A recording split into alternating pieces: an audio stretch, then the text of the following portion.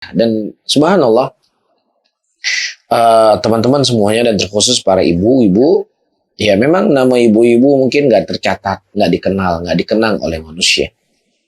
Akan tetapi di dalam sejarah berjalannya kehidupan manusia di muka bumi ini, sentuhan tangan seorang ibu, kelembutan seorang ibu, melahirkan orang-orang besar yang pernah berjalan di muka bumi ini.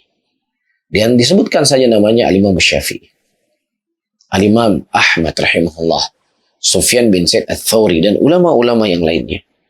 Kebanyakan mereka tumbuh dalam keadaan yatim. Ya, yatimul ab.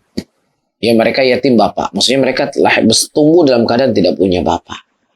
Ibu mereka lah yang mendidik mereka. Ibu mereka lah yang membimbing mereka. Ibu mereka lah yang mengarahkan mereka kepada hal-hal yang baik. Sehingga kedudukan wanita, sentuhan wanita itu pada hadirin dan hadirat bukanlah sesuatu yang kecil. Tapi pengorbanan atau sentuhan mereka jadi sebab efek yang sangat besar dalam kehidupan manusia. Dan tentunya ini merupakan tugas yang paling mulia. Ya, sampai-sampai Rasulullah memuji mereka dikarenakan ini.